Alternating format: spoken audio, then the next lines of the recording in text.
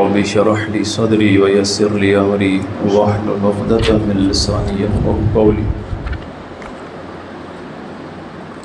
رب ادخلني مدخل صدق واخرجني مخرج الصدق واجعلني من لدنك سلطانا نصيرا. قال رسول الله صلى الله عليه وآله وسلم إن لقتل الحسين حراهة في قلوب المؤمنين لن تبردوا أبدا. صلوات پڑھ محمد. اللہم صلی اللہ محمد اللہ تبارک و تعالیٰ سے دعا ہے تمام مومنین کو اپنے حفظ و امان میں محفوظ فرمائے. تمام مومنین کی حفظ و سلامتی کے واسطے بلند تر صلوات.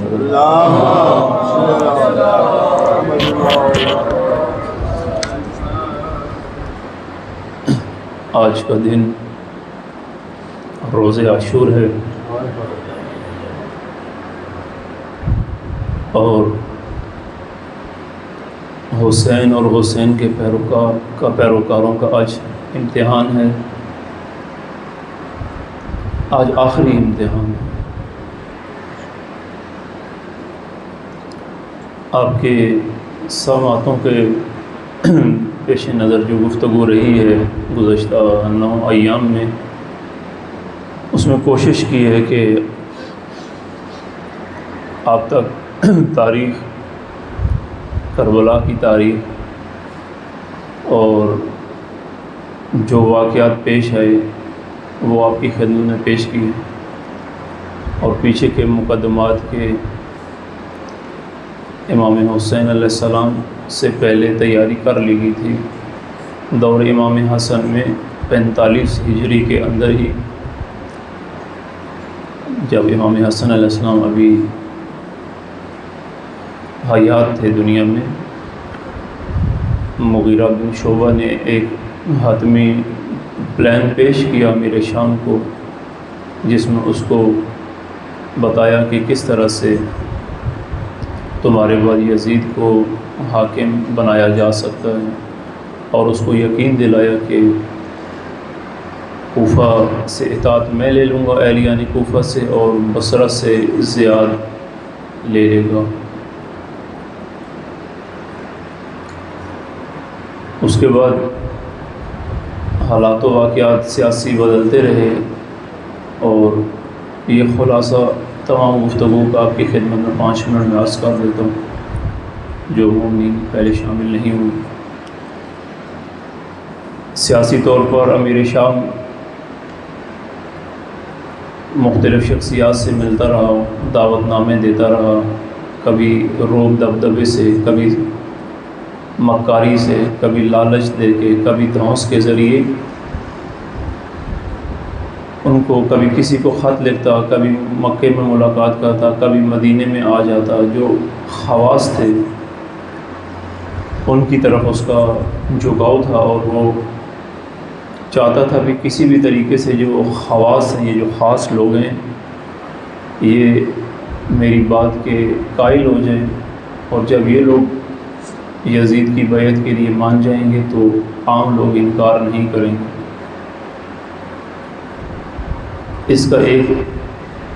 اس واقعے کا ایک پہلو یا ایک واقعہ ہم پہلے تاریخ میں دیکھتے ہیں جو سقیفہ میں پیش آیا کہ رسول اللہ صلی اللہ علیہ وآلہ وسلم نے قریب 1,24,000 افراد کے مجمع میں قرآن کی آیت پڑھ کر لوگوں کو بتا دیا کہ میرے بعد آپ کا رہبر، آپ کا امام، آپ کا حاکم، دین کو چلانے والے علی ابن ابی طالب ہیں، میرے بھائی ہیں. اور لوگوں نے اس موقع پہ واہ واہ کی، واہ واہ، بخیر یعنی واہ واہ، داد دی رسول اللہ کو کہ واہ کیا بات ہے، آپ نے کیسا اعلان کیا. اور ایک جوشیل صحابی نے ایک قصیدہ لکھا اس میں امام علی کی شان میں کہ حسان بن ثابت نے، اور 2 مہینے 10 دن کے بعد جب رسول اللہ اس دنیا سے تشریف لے گئے اور اب ایک طرف امام امت اور ایک طرف امت ہے، امت نے امام کو تنہا چھوڑ دیا اور خود سقیفہ میں جا کے ایک میٹنگ کر کے خاص لوگ انہوں نے اپنے تئیں ایک آدمی کو، ایک شخص کو خلیفہ مقرر کر لیا اور رسول اللہ کے فرمان کو پیش نظر نہیں رکھا۔ اور جب جناب سیدہ لوگوں سے گواہی مانگنے کے لیے گئی کہ آپ تو موجود تھے اس مجمع میں کہ میرے بابا نے کیا اعلان کیا، تو لوگوں نے کہا کہ ہمیں یاد نہیں ہے کہ آپ کیا کہہ رہی ہیں۔ یہ اس جملے کو ذہن میں رکھیے گا، یہ آج کی گفتگو میں یہی کلام روز عاشور جب امام حسین خطاب کر رہے تھے لشکر اشقیاء سے، فوج یزید سے، وہ جن لوگوں نے خط لکھے تھے ان کو جب امام نے پکار کے کہا تو یہی جواب انہوں نے دیا کہ ہمیں یاد نہیں آپ کیا کہہ رہے ہیں، پتہ نہیں۔ روز عاشور کل کے گفتگو 9 محرم کی تقریباً کوشش کی، خلاصہ عرض کیا۔ آج کا جو دن ہے 10 محرم کا، روایتوں میں ہے کہ امام حسین اور اصحاب حسین نے اس دن کا آغاز صبح کی نماز کے ساتھ کیا۔ مورخین کے قول کے مطابق پانی نہ ہونے کے سبب سب نے تیمم کیا اور امام حسین کے ساتھ باجماعت نماز ادا کی، اور امام حسین علیہ السلام نے نماز سے فارغ ہونے کے بعد اپنے ساتھیوں سے فرمایا کہ اللہ کی تقدیر یہ ہے کہ تم سب جہاد کرو اور تقوی اور صبر کو شعار قرار دو۔ ابھی لشکر امام حسین سے تعقیبات اور مناجات اور دعائیں ختم نہیں ہوئی تھیں کہ یزید کا لشکر جنگ کے لیے آمادہ ہو گیا صبح سویرے، اور فوج کا ایک حصہ اسلحے سے لیس ہو کر آگے بڑھنے لگا اور آوازیں دینے لگا کہ اے حسین یا جنگ کرو یا ابن زیاد کی بات مان لو۔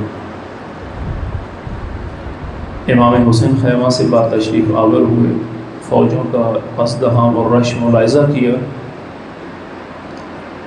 تو امام نے قرآن منگوا کر اپنے سر پر پھیلا لیا اور پروردگار سے مخاطب ہو کر فرماتے ہیں کہ بار الہ تو ہر مصیبت میں میرا بھروسہ ہے اور ہر سختی میں میری امید ہے، اور ہر پریشانی جو مجھ پر نازل ہوتی ہے میرا اطمینان اور سہارا تو ہے۔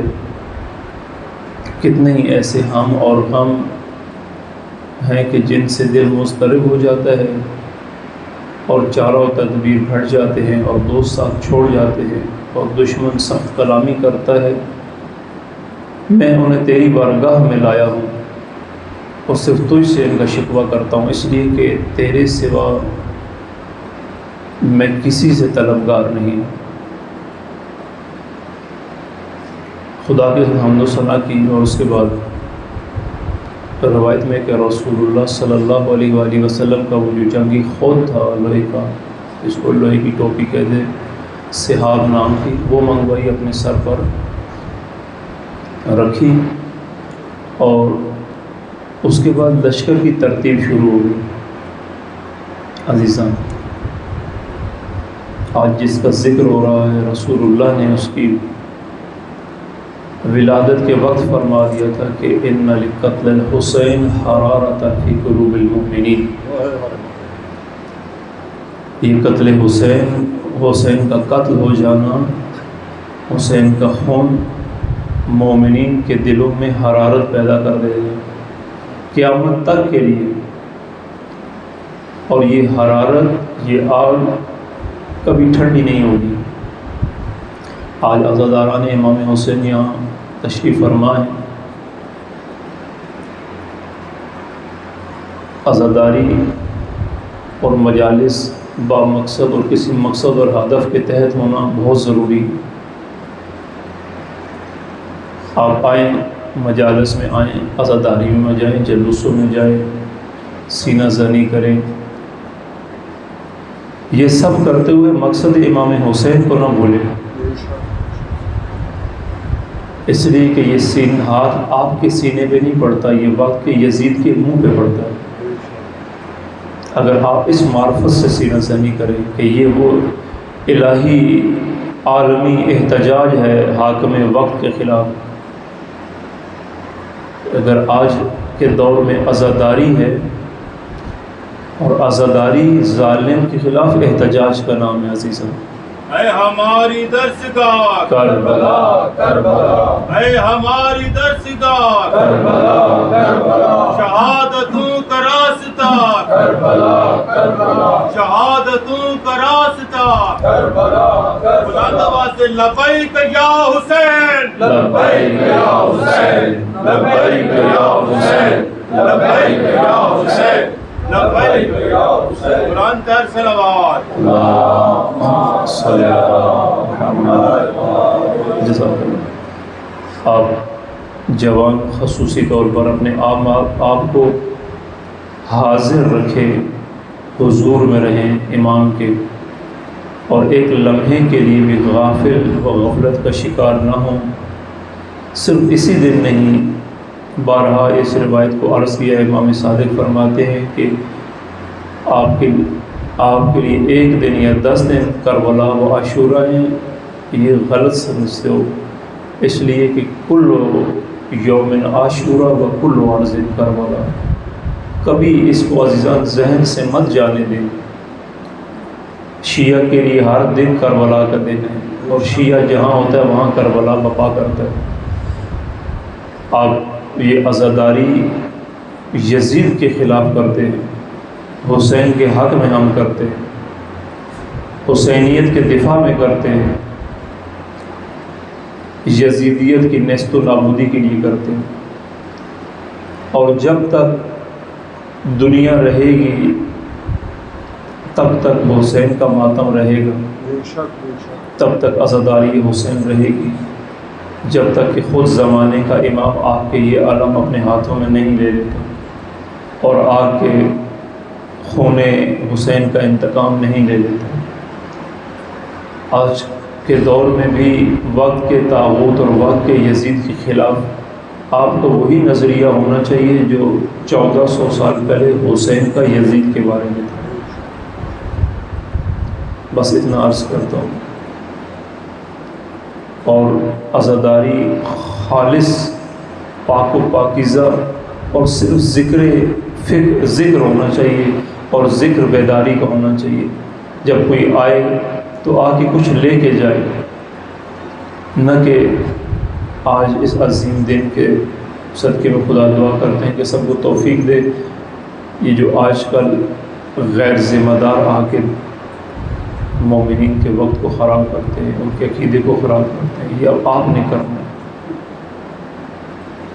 امام حسین نے اپنے مختصر سے لشکر کی ترتیب اور تنظیم اس طرح سے کی کہ جناب زہیر ابن قیم کو میمنہ کی سرداری عطا کی، اور حبیب ابن مظاہر کو میسرہ پر سردار مقرر کیا، اور قلب لشکر کا علم اپنے بھائی جناب ابوالفضل عباس کو دے کے لشکر کی علم برداری جناب مولا عباس کے سپرد کی، اور ادھر ابن سعد نے جو مدینہ سے تعلق رکھنے والے سپاہی تھے ان پر عبداللہ بن زہیر ازدی کو، اور ربیہ اور کندہ کے سپاہیوں پر قیس بن اشج کو، جو قبیلوں سے سپاہی آئے تھے ان کو سردار کیا، اور قبیلہ مزہج اور قبیلہ بنی اسد کے سپاہیوں پر عبداللہ بن ابی صبرہ کو سردار کیا، اور بنی تیم اور ہمدان کے سپاہیوں پر حور ابن یزید ریاحی کو سردار مقرر کیا، اور عمرو بن حجاج کو میمنہ کا سالار اور شمر کو میسرہ کا سالار مقرر کیا، اور عروہ بن قیس کو سواروں کا سالار مقرر کیا، اور شبس ابن ربیع کو پیادہ فوج کا سالار مقرر کی اور لشکر کی علمبرداری اپنے غلام درید نام سے اس کے سپرد کی، اور امام حسین نے حکم دیا اپنے اصحاب کو، اپنے کمانڈر فوج کے جناب عباس کو، کہ خیموں کی حفاظت کی غرض سے جو خندق کھودی گئی تھی اس کی لکڑیوں کو آگ لگا دیجیے تاکہ دشمن پشت خیام سے حملہ نہ کرے، پچھلی سائڈ سے حملہ نہ کرے۔ جب یزیدی فوجوں نے حملہ کرتے ہوئے حسینی خیموں کا محاصرہ کیا اور آگ روشن آگ دیکھی تو شمر نے گستاخی کرتے ہوئے بلند آواز سے امام حسین کو مخاطب کر کے کہا کہ اے حسین، کیا تم نے قیامت سے پہلے ہی آگ پسند کر لی ہے؟ امام حسین نے اصحاب سے پوچھا کہ یہ کون ہے؟ مجھے لگتا ہے کہ یہ شمر ہے۔ اصحاب نے کہا جی مولا یہ شمر ہی ہے۔ تو امام نے اس شمر کو فرمایا کہ اے بکریاں چرانے والی عورت کے بیٹے، تو یہ بات کر رہا ہے، اصل میں تو آتش جہنم کا حقدار ہے، جہنم کی آگ تیرے حق میں ہے۔ اسی دوران اس گفتگو میں مسلم بن اوسجہ صحابی یہ امام کے پاس کھڑے تھے اور یہ اپنا تیر انہوں نے تیار کر لیا تھا اسی وقت شمر کو ہلاک کرنے کے لیے، تو امام حسین نے ان کو روک دیا۔ مسلم بن اوسجہ نے امام حسین سے عرض کی کہ مولا اگر آپ اجازت دیں تو ابھی تیر سے اس کو ہلاک کر دوں، اس لیے کہ یہ فاسق ان تمام ظالموں کا بڑا ہے، سردار ہے، اور ابھی میری زد پہ ہے، ابھی میں اس کو ابھی آپ حکم کریں ابھی ہلاک کر دیتا ہوں۔ تو امام نے سیرت امام حسین نے فرمایا کہ ان لوگوں کے ساتھ جنگ میں پہل کرنا مجھے پسند نہیں، پہل نہیں کروں گا۔ اس کے بعد امام حسین نے سواری طلب کی اور پشت ناکہ پر سوار ہونے کے بعد فوج اشقیاء کے سامنے تشریف لائی اور بلند لہجے میں، بلند آواز میں دشمن کو مخاطب کر کے خطبہ فرمایا۔ عزیزان، آج کی گفتگو میں اگر خطبات امام حسین یکے بعد دیگر روایت میں ہے کہ امام نے 3 سے 4 بار ظہر کی نماز سے پہلے یا ظہر کی نماز کے بعد بھی یہ خطبہ روایت میں ہے، خطاب کیا، مخاطب کیا، اپنی ذمہ داری ادا کی اور آخر تک حجت تمام کی کہ کوشش کی کہ یہ فوج اشقیاء شقی بدبخت میرے پاکیزہ خون میں ہاتھ نہ رنگے۔ آخر تک کوشش تھی امام حسین، ان کو تلقین کی، نصیحت کی، خوف خدا بتایا، عذاب خدا سے ڈرایا۔ یہی خطبات لکھ کر لایا ہوں، آپ کی سماعتوں میں پیش نظر کرتا ہوں۔ امام حسین نے فرمایا کہ ایھا الناس اسمعوا قولی، اے لوگوں میری بات سنو اور جلدی نہ کرو، اب یہ لشکر بڑھ رہا ہے، آگے قریب آ رہا ہے، جلدی نہ کرو تاکہ میں تمہیں ایسی نصیحت کروں جو میرے اوپر تمہارا حق ہے، اور میں چاہتا ہوں کہ آخری بار میں تم پر اپنے اقدام کا سبب واضح کر دوں، جو میں اقدام ہیں میرے، جو میرا قیام ہے، اس کے اسباب کیا ہیں۔ یہ صرف خطبات پڑھوں گا، اس کی تفسیر نہیں کروں گا، کھولوں گا نہیں، وہ وقت اتنا نہیں۔ اس کے بعد اگر تم میرے ساتھ انصاف کرو گے، اگر تم نے میرے ساتھ انصاف کیا تو تم لوگ سعادت مندوں میں شمار ہو جاؤ گے، اور اگر تم لوگ انصاف نہ کرو، انصاف نہ کیا اور اپنی رائے پر مجتمع ہو کر رہے تو غور کر لینا کہیں بعد میں تمہارا یہ عمل تمہارے لیے غم اور اندوہ کا باعث نہ بن جائے۔ بات سمجھ آ رہی ہے؟ اس کے بعد تم لوگ میرے بارے میں فیصلہ کرو اور بے شک مجھے مہلت نہ دو، بے شک میرا ولی وہ اللہ ہے جس نے کتاب نازل کی ہے اور وہی نیک افراد کا سرپرست اور نگران ہے۔ شیخ مفید اپنی کتاب الارشاد میں لکھتے ہیں کہ یہ خطبہ ایسا خطبہ تھا کہ امام حسین سے تاریخ میں امام حسین سے پہلے اور نہ کسی نے بعد میں ایسا فصیح اور بلیغ خطبہ دیا جو حجت تمام کی. صلوات پڑھیں محمد.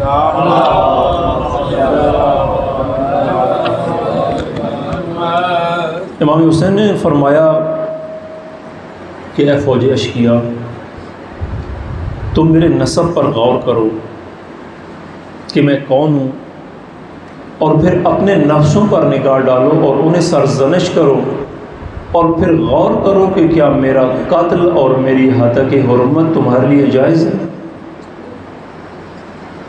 کیا یہ درست کام ہے؟ کیا میں تمہارے نبی کی بیٹی کا بیٹا نہیں ہوں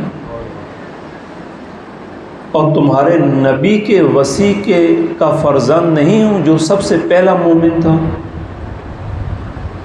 اور رسول اللہ صلی اللہ علیہ وآلہ وسلم کی ان تمام باتوں کی تصدیق کرنے والے تھے؟ امام علی علیہ السلام جو بھی اللہ تبارک و تعالیٰ کی طرف سے رسول اللہ آئے تھے، میرے بابا ان کی تصدیق کرنے والے تھے. کیا جناب حمزہ سید الشہداء میرے چچا نہیں ہیں؟ کیا جنت میں 2 پروں سے پرواز کرنے والے جناب جعفر میرے چچا نہیں ہیں؟ کیا تم تک رسول اللہ صلی اللہ علیہ وآلہ وسلم کی میرے اور میرے بھائی حسن کے بارے میں وہ روایت اور قول نہیں پہنچا کہ رسول اللہ نے فرمایا تھا کہ حسن اور حسین جوانان جنت کے سردار ہیں؟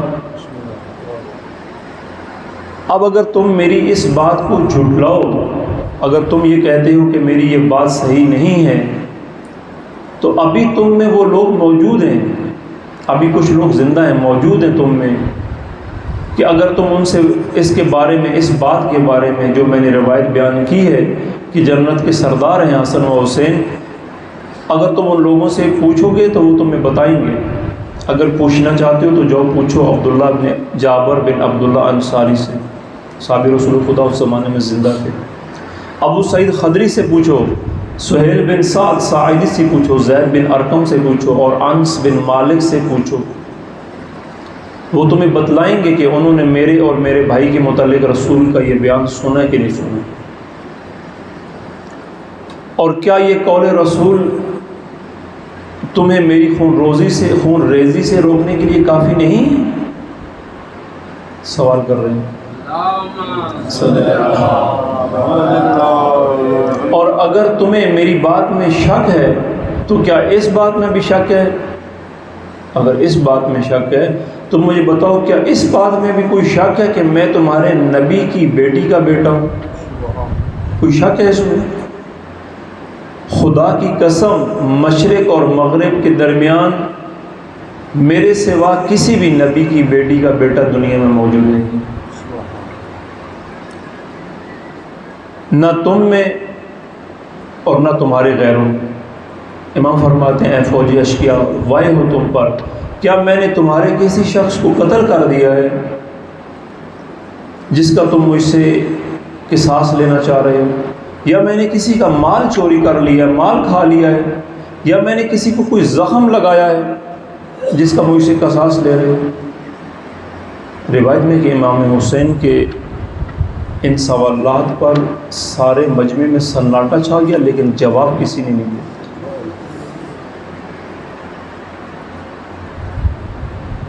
صلوات پڑھو.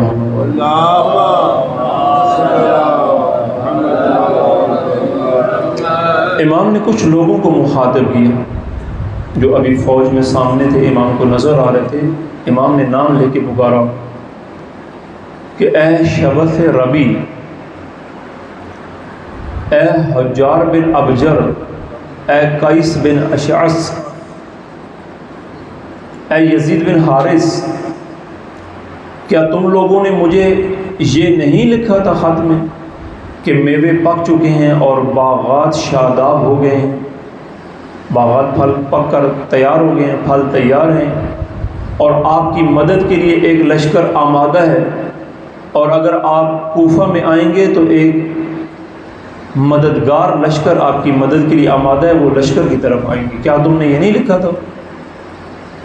اس پر قیس بن اشعث نے کہا کہ حسین ہمیں نہیں معلوم کہ آپ کیا کہہ رہے ہیں، جناب زارا مدینے میں کہیں صحابی کہتے تھے کہ زارا ہمیں نہیں معلوم آپ کیا کہہ رہی.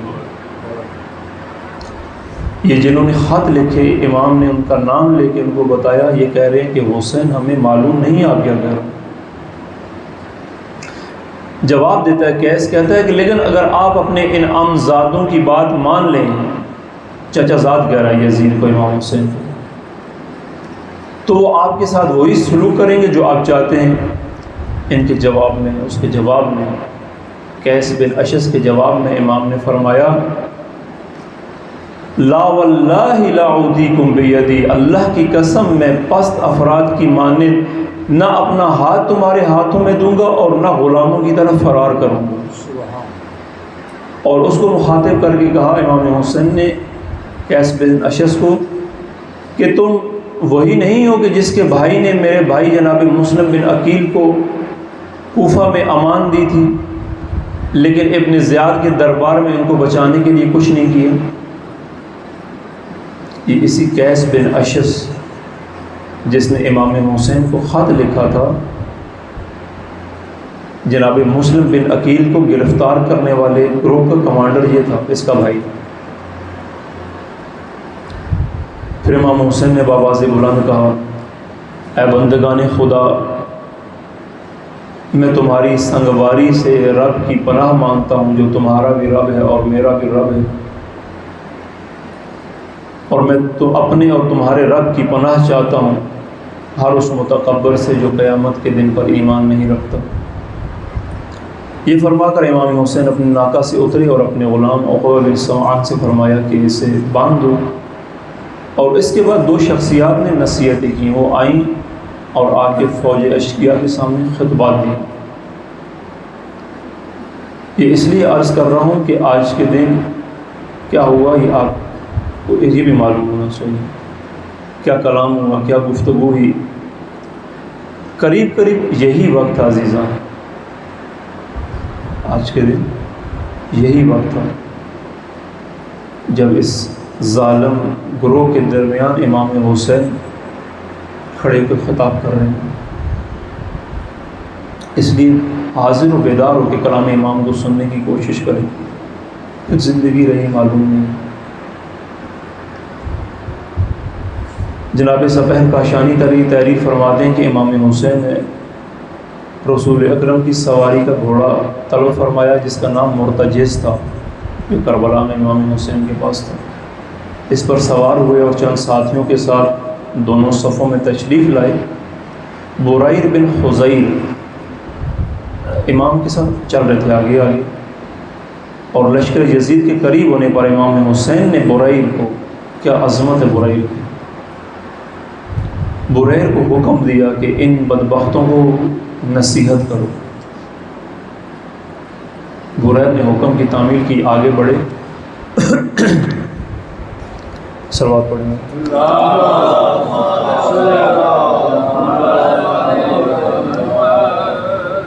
فرمایا یا قومی اتق اللہ، اے قوم اللہ کا تقوی اختیار کرو. بریر فرما رہے اللہ سے ڈرو. فَإِن ثَقِلَ محمد، اس وقت محمد مصطفیٰ کا ایک ثقل تمہارے درمیان موجود ہے. حدیث ثقلین کی طرف اشارہ کیا جناب بریر نے کہ میں انی تارک فیکم ثقلین، میں تمہارے درمیان ثقلین چھوڑ کر جا رہا ہوں. ثقلین کیا؟ ایک کتاب اور ایک میرے اہل بیت. جناب بریر فرما رہے ہیں کہ تمہارے درمیان رسول اللہ کا گراں قدر ثقل وہ ایک موجود ہے، اور یہ لوگ رسول کی ذریت اور رسول کی اطرت ہیں. دھیان میری طرف رکھیں، غور سے سننے کی کوشش کریں.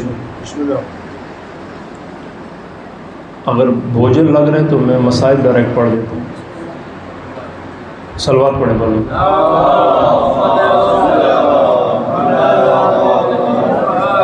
بریر کہتے ہیں اے فوج یزید، یہ جو تمہارے سامنے ہیں یہ لوگ رسول کی ذریت ہیں اور رسول کی اطرت ہیں، اور یہ جو خیموں میں ہیں یہ رسول کی بیٹیاں ہیں اور ان کے اہل حرم ہیں.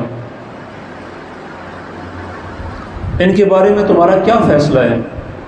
ان کے ساتھ تم کیا سلوک کرنا چاہتے ہو؟ فوج نے جواب دیا کہ ہمارا صرف یہ مطالبہ ہے کہ حسین ہمارے امیر ابن زیاد کی اطاعت قبول کر لیں۔ اس کے جواب میں بریر نے کہا، کیا تم لوگ اس بات کو قبول نہیں کرتے کہ یہ آپشن موجود نہیں ہے؟ کیا یہ بات نہیں مانتے، قبول نہیں کرتے کہ یہ لوگ جس جگہ سے آئے ہیں ادھر ہی واپس چلے جائیں؟ اے کوفہ والو، تم پروائے ہو، کیا تم اپنے خطوط کو بھول گئے ہو اور اپنے ان وعدوں کو بھول گئے ہو تم نے امام حسین کے ساتھ کیے تھے اور اس پر اللہ کو گواہ بھی قرار دیا تھا؟ وائے ہو تم پر، تم نے اپنے نبی کی اہل بیت کو دعوت دی اور یہ بھی کہا کہ تم ان پر اپنی جانیں قربان کر دو گے، اب جب کہ وہ تمہارے پاس آ گئے ہیں تو تم انہیں اپنے زیاد کے حوالے کرنا چاہتے ہو، اور اب تم نے ان پر فرات کا پانی بھی بند کر دیا۔ تم نے رسول اللہ کے بعد ان کی ذریت کے ساتھ کیسا برا رویہ اختیار کر لیا ہے۔ اللہ کبھی تمہیں قیامت کے روز سیراب نہ کرے، تم بدترین قوم ہو۔ فوج یزید کے کچھ لوگوں نے کہا کہ اے برائر، ہمیں نہیں معلوم کہ تو کیا کہہ رہا ہے۔ اس پر بریر نے کہا، حمد ہے اس خدا کی جس نے تمہارے بارے میں میری بصیرت میں اضافہ فرما دیا۔ پروردگارہ، میں ان لوگوں کے اعمال اور کرتوتوں سے تیری بارگاہ میں برات اختیار کرتا ہوں۔ پروردگارہ، تو ان پر ان کی مصیبتوں کو نازل فرما، یعنی جو مصیبتیں یہ اہل بیت پر کر رہے ہیں یہ مصیبتیں ان پر نازل فرما، یہاں تک یہ تیری بارگاہ میں حاضر ہوں تو ان پر غضبناک ہو۔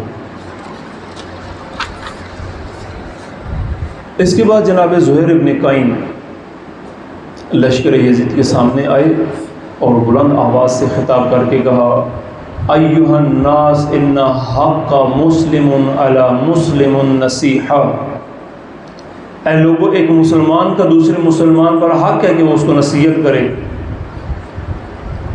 یاد رکھو کہ ہم اور تم ایک ہی دین پر ہیں۔ اللہ نے تمہارے نبی کی ذریت کے ذریعے ہمارا امتحان لیا ہے تاکہ اللہ دیکھ لے کہ ہم اور تم رسول کی ذریت کے ساتھ کیا سلوک کرتے ہیں۔ اور اے لشکر یزید، میں تمہیں دعوت دیتا ہوں کہ اولاد رسول کی نصرت کرو اور سرکشوں کا ساتھ چھوڑ دو۔ تو لشکر نے جواب دیا کہ ہم حسین اور تم سب کو قتل کریں گے اور یا اسیر کر کے کوفہ لے جائیں گے۔ زہیر نے جواب دیا، اے خدا کے بندو، سمیہ کے بیٹے سے زیادہ نصرت اور مدد کے سزاوار حسین ہیں، اور اگر تم حسین کی نصرت کے لیے تیار نہیں ہو تو پھر ان کے قتل سے کم از کم باز آ جاؤ۔ زہیر کی یہ باتیں سن کر شیور نے زہیر کی طرف ایک تیر پھینکا اور کہا کہ اپنی آواز کو بند کر اے زہیر۔ جناب زہیر نے جواب میں کہا کہ اے شمر، تو ایک جانور ہے اور کل قیامت کے دن تیری جگہ جہنم ہوگی۔ شمر نے کہا، اے زہیر، میں تجھے بھی قتل کروں گا اور حسین کو بھی قتل کروں گا۔ زہیر نے کہا، اے شمر، تو مجھے قتل سے ڈراتا ہے؟ جان لے کہ میں حسین کے ساتھ قتل ہونے کو تیرے ساتھ زندگی گزارنے سے بہتر سمجھتا ہوں۔ اے گروہ مہاجرین و انصار، اس سگے ملعون اور اس جیسوں کے دھوکے میں نہ آنا، اس لیے کہ اسے رسول اللہ کی شفاعت کبھی نصیب نہیں ہوگی۔ یہ فوج کو خطاب آپ کر رہے ہیں جناب سے، اس لیے کہ جو لوگ ذریت رسول اور ان کے حامیوں کے قاتل ہوں وہ ہمیشہ جہنم میں رہیں گے۔ اس وقت ایک صحابی امام حسین جناب زہیر کے پاس آیا اور کہا کہ اے زہیر، امام حسین نے تمہیں کہا ہے کہ اے زہیر، میری جان کی قسم، تم نے نصیحت اور موعظے کا حق ادا کر دیا۔ یہ کون ہے زہیر؟ آپ کو معلوم ہے زہیر شیعہ امام علی نہیں تھے، امام علی سے بغض رکھتے تھے، پورا زمانہ امام حسن میں ایک دن بھی امام حسن کی حمایت نہیں کی، کبھی اہل بیت کی حمایت نہیں کی۔ 10 سال امام حسین امیر شام کے زمانے میں رہے، امام حسین کے قریب نہیں آتے تھے اہل بیت کے۔ وہی امیر شام کا پروپیگنڈا، وہی اہل شام نے جو پروپیگنڈا بنایا تھا کہ خلیفہ ثالث عثمان کو مولا علی نے قتل کرایا، اور یہ پروپیگنڈا اتنا اثر پذیر تھا کہ لوگ اہل بیت سے دور تھے۔ اور اس میں یہ ایک شخصیت تھی زہیر بن قین، یہ کوفہ کے ایک بزنس مین اور ٹاپ لیول کے بزنس مین تھے، غریب آدمی نہیں تھے۔ جس دن امام حسین سے آ کے ملے، اس دن تجارت کے باعث جا رہے تھے، سامان مکہ سے کچھ یا مکہ لے کر گئے تھے اور یا مکہ سے لا رہے تھے واپس۔ عثمانی لیکن دین کا نقطہ ایک لمحے میں امام کے ساتھ جب ملاقات کی، دین کا نقطہ کھل گیا، معرفت امام آ گئی، سمجھ میں آ گئی کہ میں نے کیا کرنا ہے۔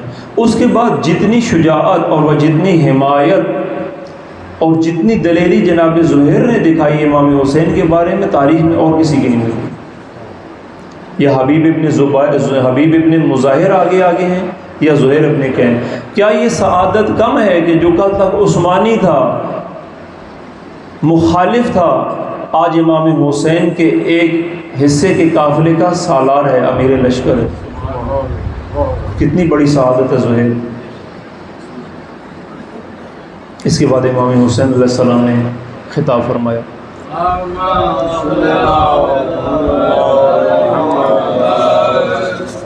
آج کی گفتگو صرف خطبات ہی ہیں، اس لیے اپنے آپ کو تھوڑا آمادہ رکھیں، بس زیادہ زحمت نہیں ہے، انشاءاللہ 5 سے 7 منٹ۔ امام حسین نے فرمایا کہ ساری تعریف اس اللہ کے لیے ہے جس نے دنیا کو خلق کیا اور اسے فنا اور زوال کا گھر قرار دیا، اور اسے دنیا والوں کے لیے ایک حال سے دوسرے حال کی طرف لے جانے کی قوت بخشی۔ یقیناً دھوکے میں ہے وہ شخص جسے دنیا دھوکہ دے، اور وہی شقی ہے جسے دنیا مفتون کرے۔ پس اے فوج اشقیا، تم لوگ اس دنیا کے دھوکے میں مت آؤ، اس لیے کہ یہ دنیا ایسی چیز ہے جو اس پر بھروسہ کرے یہ اس کی امیدوں کو توڑ دیتی ہے، اور جو اس دنیا کا لالچ کرے یہ اسے ناکام کر دیتی ہے۔ اور میں دیکھ رہا ہوں تو کہ تم سب ایک ایسے کام پر اکٹھے ہو گئے ہو کہ جس نے اللہ کے غضب کو تم پر لازمی کر دیا، اللہ کو غضبناک کر دیا، اور اللہ نے تم سے منہ پھیر لیا ہے، اور اللہ نے تم پر اپنی ناراضگی کا عذاب ڈال دیا ہے اور تمہیں اپنی رحمتوں سے دور کر دیا ہے۔ بس کتنا اچھا رب ہے میرا، اور کتنے بد اور برے بد کردار ہو تم لوگ۔ تم نے اطاعت الہی کا اقرار کیا، تم محمد رسول اللہ پر ایمان لائے، اور اس کے باوجود بھی ذریت رسول اور اطرت رسول پر ہم روال ہو رہے ہو اور انہیں قتل کرنا چاہتے ہو۔ یقیناً شیطان تم پر غالب آ گیا، اور اس نے رب عظیم کے ذکر سے تمہارے دل محو کر دیے۔ تمہارے لیے تمہارے ارادوں کی ہلاکت ہو۔ آیت استرجاع پڑھی، انا للہ و انا الیہ راجعون۔ ابن سعد نے امام کا یہ جب کلام سنا تو خطرہ محسوس کیا کہ امام حسین کا اگر یہ خطاب زیادہ دیر جاری رہا تو شاید لوگ امام حسین کی باتیں سن کر امام کی تائید پر آمادہ ہو جائیں، اتنا اثر انگیز۔ اس نے سرداروں سے کہا کہ حسین کی بات کا جواب دو، شمر سے کہا حسین کی بات کا جواب دو، حسین کے کلام کو قطع کرو، روکو، اس لیے کہ وہ علی ابن ابی طالب کے بیٹے ہیں جو مسلسل خطاب کر سکتے ہیں۔ سبحان اللہ۔ امام علی کی طرف اشارہ کر رہے ہیں کہ امام علی فصاحت و بلاغت اور خطابت میں لاجواب تھے۔ اس پر شمر آگے بڑھا اور پھر اس نے بھی یہی کہا کہ اے حسین، آپ کیا کہہ رہے ہیں ذرا مجھے بھی معلوم ہو، مجھے بتائیں آپ کیا کہنا چاہ رہے ہیں۔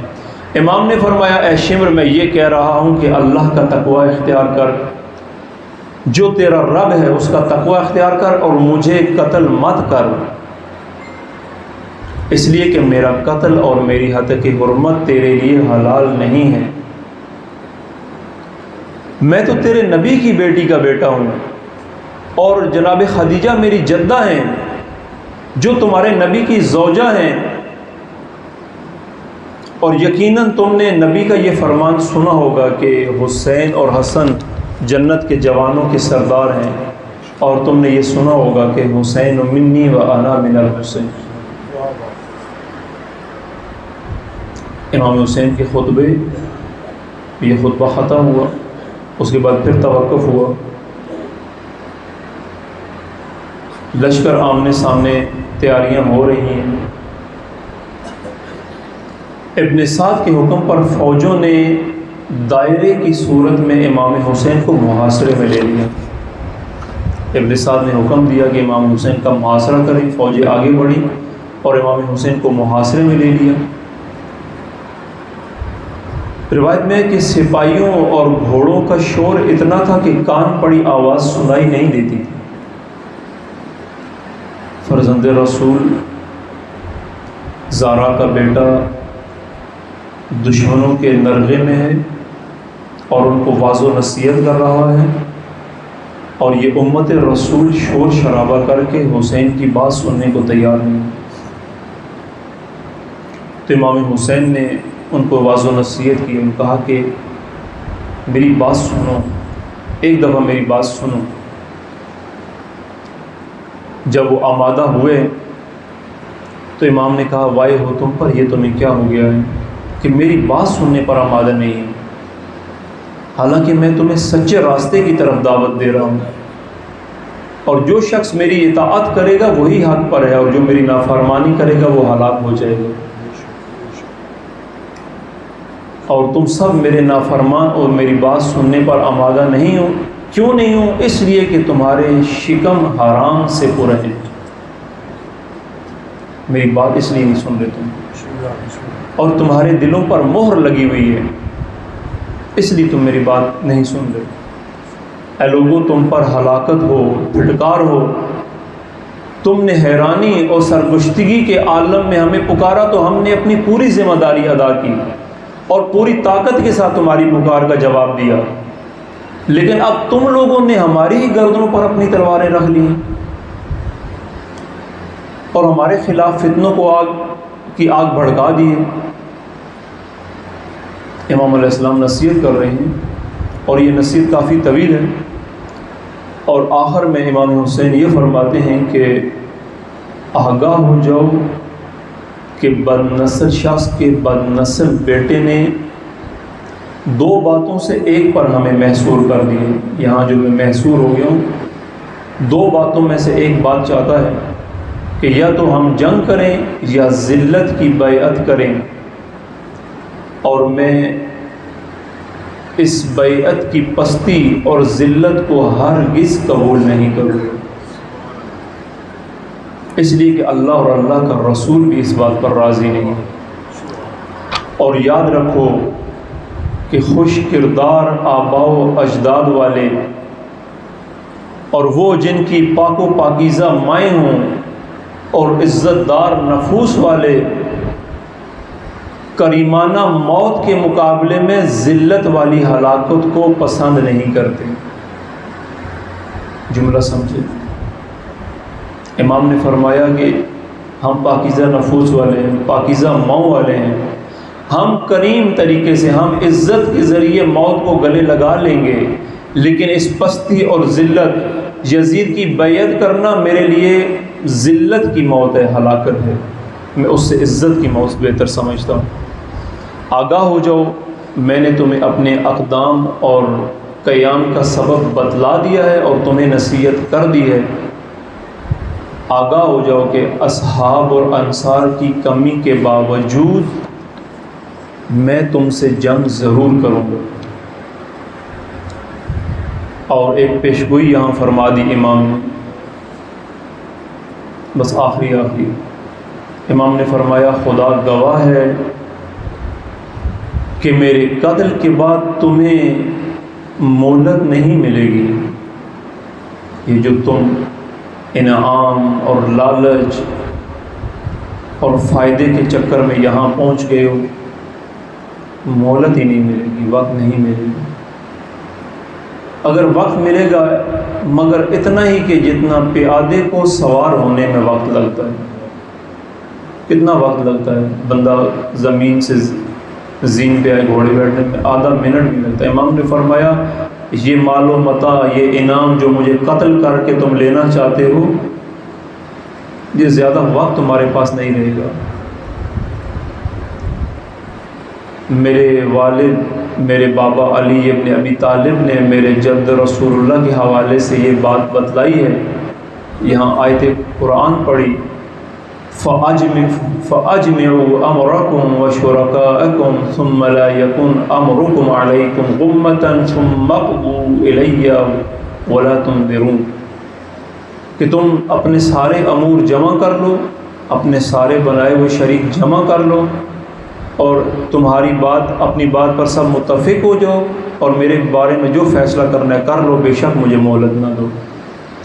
انی توکلت علی اللہ ربی و ربکم، یقیناً میں اللہ پر بھروسہ کرتا ہوں جو میرا بھی رب ہے اور تمہارا بھی رب ہے. ما من دابۃ الا هو آخذ بناصیتها، زمین پر چلنے والا کوئی جاندار ایسا نہیں ہے کہ جس کی پیشانی کو اللہ بالوں سے نہ پکڑے. ان ربی علی صراط مستقیم، یقیناً میرا رب سیدھی راہ پر ہے. یعنی حسین سیدھی راہ پہ ہیں اپنے رب کی طرف. امام فرماتے ہیں بار الہ، اب امام نے آخری گفتگو کی. عزیزان یہ وہ حسین ہیں جب جنگ کرنے کا وقت شروع ہو رہا تھا اس سے پہلے دو نصرتیں ایسی آئیں حسین کے پاس جو حسین نے انکار کر دیا. یہ روایتوں میں ہے، معتبر روایات میں ہے کہ جنوں نے بھی آ کے امام کی نصرت کرنا چاہیے، اور ملائکہ کی ایک صف آئی امام حسین کے پاس اور کہا کہ اے حسین، اللہ نے بھی کہا ہے کہ آپ نصرت چاہتے ہیں یا شہادت چاہتے ہیں، ہم حاضر ہیں. امام حسین نے کہا کہ میں شہادت چاہتا ہوں، میں شہادت چاہتا ہوں. صلوات پڑھیں محمد وعلیہ.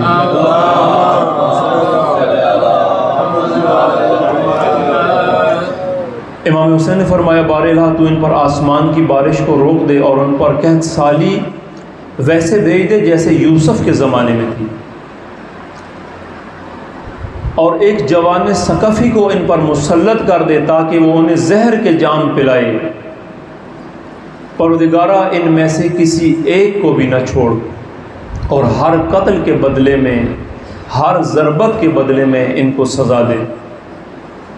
پروردگارہ تو ان سے یہ انتقام میرے دوستوں اور میرے پیروکاروں اور میرے اہل بیت کی طرف سے لے، اس لیے کہ ان لوگوں نے ہمیں دھوکہ دیا ہے، ہمیں ہماری تکذیب کی ہے اور ہمیں اکیلا چھوڑ دیا. اس کے بعد آخری گفتگو امام نے خطبے کے بعد سوال کیا، آواز بلند کی کہ عمر سعد کہاں ہے؟ عمر سعد کہاں ہے؟ اس کو بلاؤ.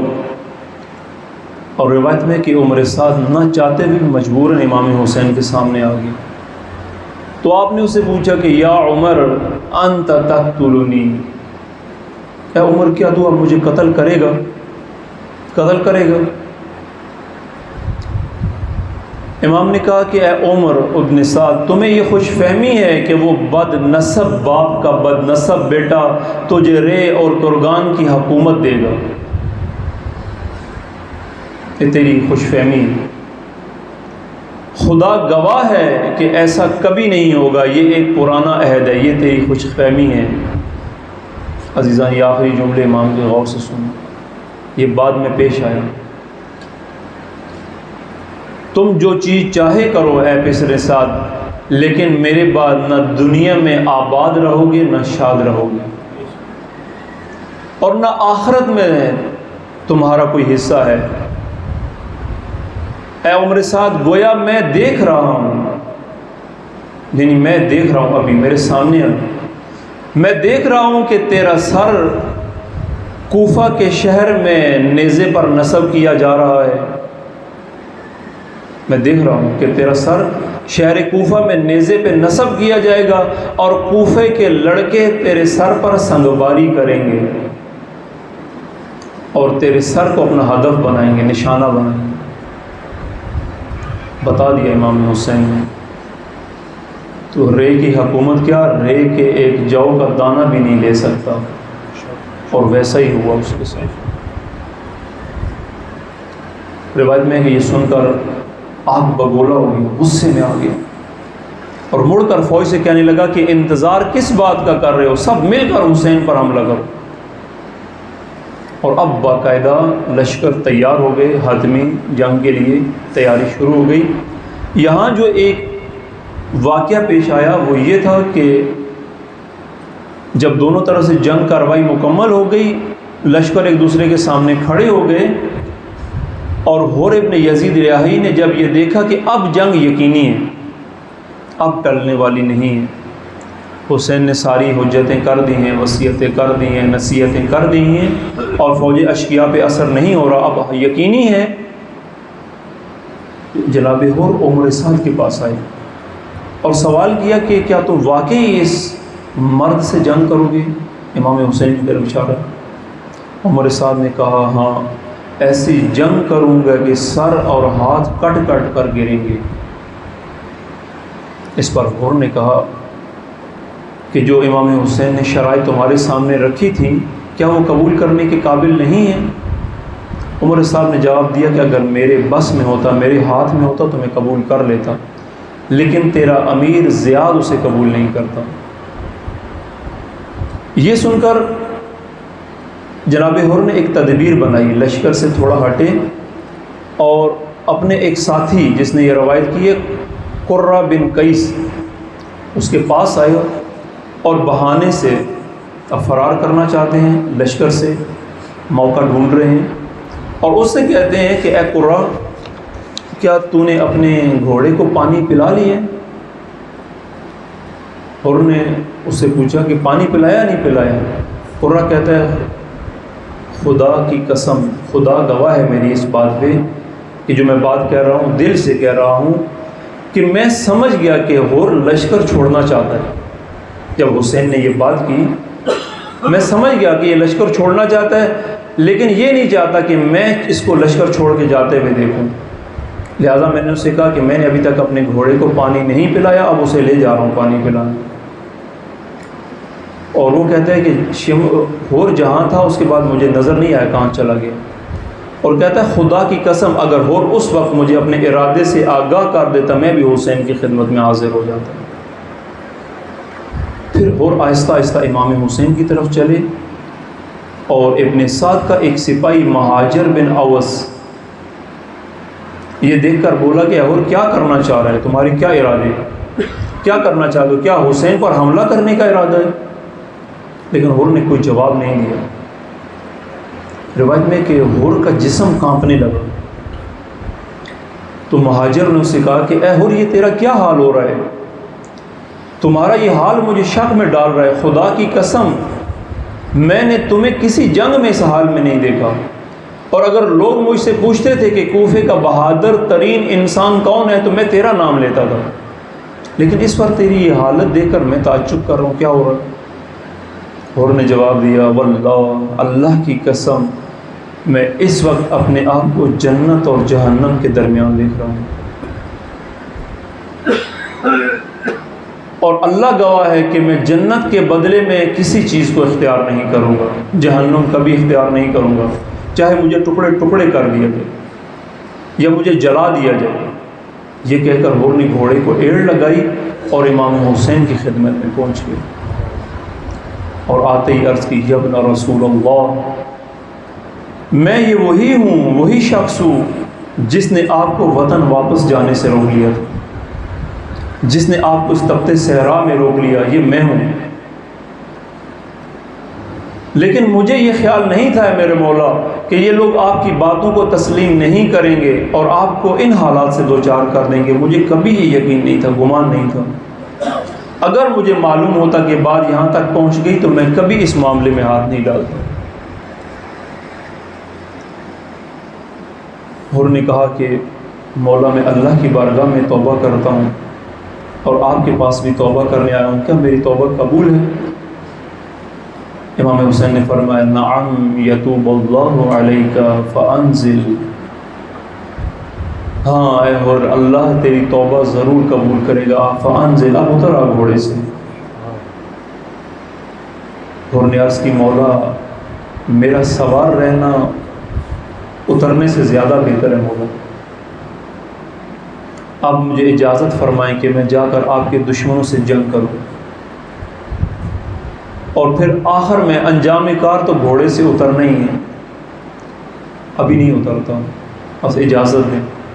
امام حسین نے فرمایا اے اور خدا تجھ پر رحمتیں نازل کرے، جو تو پسند کرتا ہے وہ کر. یہاں آخری جملے اور اس کے بعد مسائل کے 2 جملے انشاءاللہ. اور امام حسین سے رخصت ہو کر فوج یزید کے سامنے آ گئے اور مخاطب ہو کر کہا اے اہل کوفہ، تمہاری مائیں تمہارے سوگ میں گریہ کریں. تم نے اس عبد صالح کو دعوت دی اور جب تمہارے پاس وہ آ گیا تو تم جو کہتے تھے،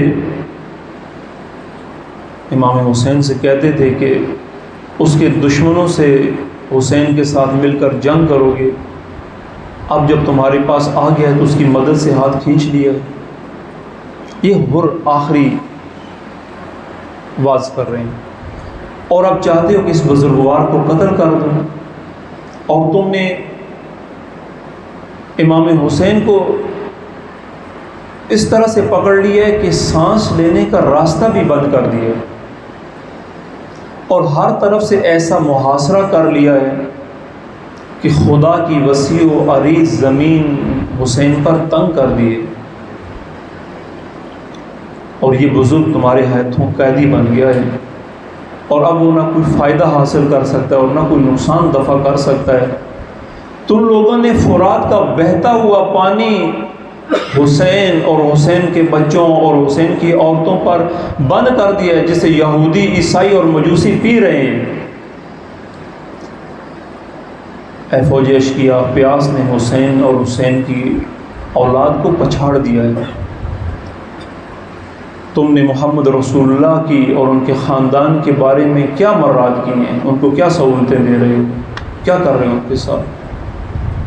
اور آخر میں بددعا دی کہ خدا تمہیں پیاس کے دن کبھی سیراب نہ کرے.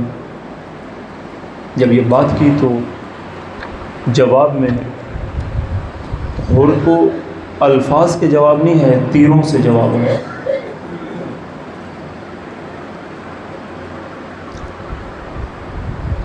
جب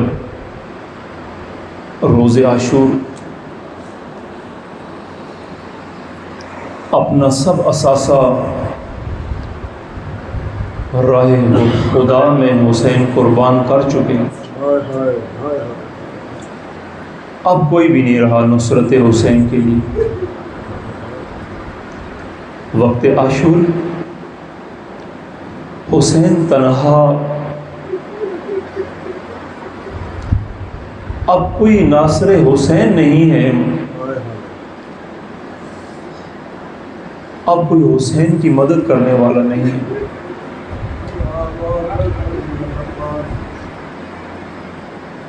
روایت میں ہے کہ جب حسین علیہ السلام کے امام حسین کے سب انصار شہید ہو گئے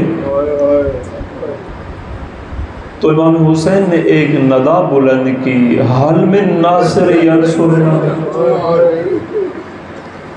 کوئی ہے جو ہماری، کوئی ناصر ایسا ہے جو ہماری نصرت کرے، کوئی ہے جو رسول اللہ کی حرم کے پردوں کو بچائے.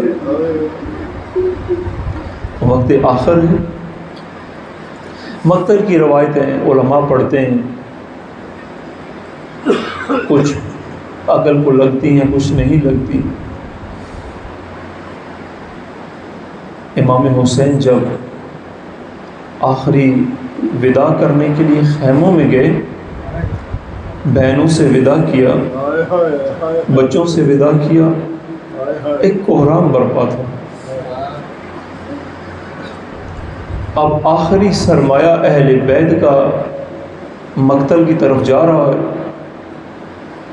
امام حسین نے نصیحتیں کی، وصیتیں کی، امانتیں سپرد کی جناب سیدہ زینب کے، اور آ کے گھوڑے کی رکاب پکڑی۔ اب دائیں بائیں دیکھتے ہیں حسرت سے، اب کوئی رکاب پکڑنے والا نہیں ہے، اب نہ عباس ہے، نہ علی اکبر ہے، نہ کوئی زین پر سوار کرانے والا ہے۔ حسرت سے گنج شہیدہ میں شہداء کی طرف دیکھتے ہیں اور سوار ہو جاتے ہیں۔ یہاں اکثر روایت علماء و ذاکرین بھی پڑھتے ہیں، علماء پڑھتے ہیں کہ جب امام حسین گھوڑے کے پہ بیٹھ کے جانا چاہتے ہیں، امام حسین کی چھوٹی بیٹی سکینہ آ کے گھوڑے سے پکڑ جاتی ہے اور واسطے اور دعائیاں دیتی ہے کہ اے میرے بابا کے گھوڑے، میرے بابا کو مقتل میں مت لے کے جاؤ، میں صبح سے دیکھ رہی ہوں جو بھی مقتل جاتا ہے زندہ جاتا ہے لیکن زندہ واپس نہیں آتا۔ امام حسین اپنی بیٹی سکینہ کو تسلی دیتے ہیں، جناب زینب کے حوالے کرتے ہیں اور سوار ہو کے پھر مقتل کی طرف جاتے ہیں۔ روایت علماء لکھتے ہیں کہ امام حسین نے وصیت کی تھی کہ اے میری بہن، جب تک میں زندہ ہوں خیمے سے باہر نہ آنا، خیمے سے باہر نہ آنا۔ امام حسین جب چلتے ہیں گھوڑے پہ، اپنے عقب میں پیچھے قدموں کی آہٹ محسوس کرتے، چلنے کی آواز محسوس کرتے ہیں۔ جو دیکھتے ہیں تو جب اپنی بہن زینب کو دیکھتے ہیں تو کہتے ہیں میری بہن زینب، میں نے تو کہا تھا کہ جب تک میں زندہ ہوں خیمے سے باہر نہ آنا۔ میری بہن خیمے میں واپس چلی جائیں۔ امام حسین مقتل کی طرف بڑھتے ہیں، جناب زینب ستون خیمہ در خیمہ پہ کھڑے ہو کے کہتی ہے مہلن مہلا یمن زارا، ذرا آہستہ چل،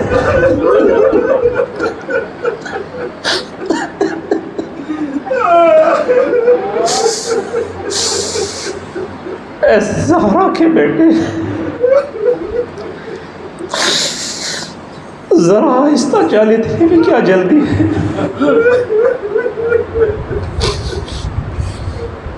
مالا یمن زہرا، اے میری ماں جائے، اے زہرا کے بیٹے تھوڑا آہستہ آہستہ جا، اتنی بھی کیا جلدی۔ امام حسین مقتل میں آتے ہیں۔ روایت میں ہے کہ شیخ مفید روایت لکھتے ہیں کہ ہم نے تاریخ میں کوئی ایسا بہادر نہیں دیکھا کہ جو بھوکا ہو، پیاسا ہو، جس کے جوان قتل کر دیے گئے ہوں، جس کے بھائی مار دیے گئے ہوں، اور جو اس شان سے میدان میں آ رہا ہو اور آ کے جب مبارزہ طلب کیا، دشمن جس طرف سے حملہ کرتا تھا ادھر سے دفاع کرتے تھے اور صفوں کی صفیں بھگاتے تھے امام۔ ایک وقت جب امام کو مغلوب کرنے کے لیے شیور نے کہا کہ حسین کو چھوڑو، خیموں پہ حملہ کرو۔ امام حسین کہتے ہیں کہ جب تک حسین زندہ ہے کسی کی جرأت نہیں ہے کہ خیموں پہ حملہ کرے۔ اے شیور، اگر تیرے اندر غیرت دینی نہیں ہے تو تو دنیا میں آزاد مرد بنو، جب تک میں زندہ ہوں خیموں کی طرف رخ مت کرنا۔ روایت میں ہے کہ امام حسین جنگ کر رہے ہیں اور ادھر جناب زینب خیمے میں مستر ہیں،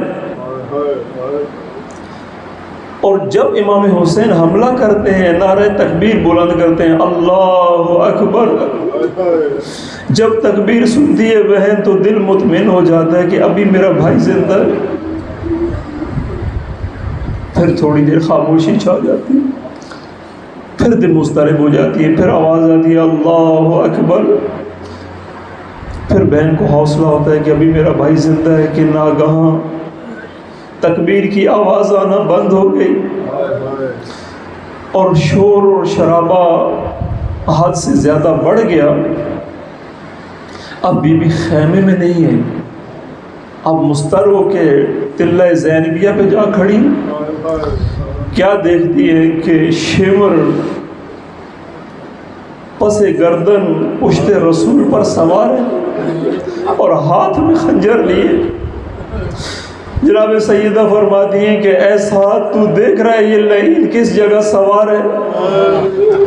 یہ اس جگہ سوار ہے کہ جو بوسہ گاہ رسالت ہے، جہاں جناب زہرا بوسے دیتی تھی، رسول اللہ بوسے دیتے تھے۔ اے شمر تو دیکھ رہا ہے، اے عمر سعد لعین تو دیکھ رہا ہے، اور رسول کا فرزند ذبح ہو رہا ہے اور تو دیکھ رہا ہے۔ شمر لعین نے امام حسین کا سر پشت سے جدا کر دیا اور اس کے بعد یہیں پہ اکتفا نہیں کیا، اب حکم دیا ابن سعد نے کہ زیاد نے مجھے حکم دیا تھا کہ قتل کرنے کے بعد، قتل حسین کے بعد لاشوں کو پائمال بھی کرنا۔ عزیزان روایت میں کہ حکم دیا ابن سعد نے کہ جس جوان کو شہید کیا وہ جائے اور اس کا سر کاٹ کر لائے۔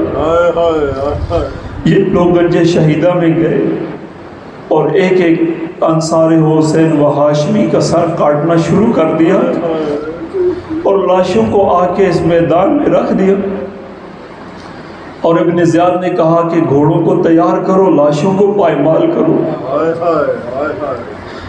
ہر لاش کے لیے سعد نے 2 گھوڑے مقرر کیے، حسین کی لاش کے لیے 10 گھوڑے مقرر۔ اب گھوڑوں کی فوج کبھی مشرق جاتی ہے، کبھی مشرق سے مغرب آتی ہے، کبھی مشرق جاتی ہے۔ جب تسلی ہو گئی کہ حسین کی لاش پائمال ہو گئی ہے، یہ لعین کمانڈر زیاد سعد کے پاس آتا اور کہتا ہے سعد مجھے سب سے زیادہ انعام دلوانا زیاد سے۔ اس نے کہا ایسا کیا کام کیا؟ کہتا ہے میں حسین کی لاش کو ایسے بنایا ہوں، اب حسین کی ماں بھی لاش کو دیکھے تو پہچان نہیں سکے۔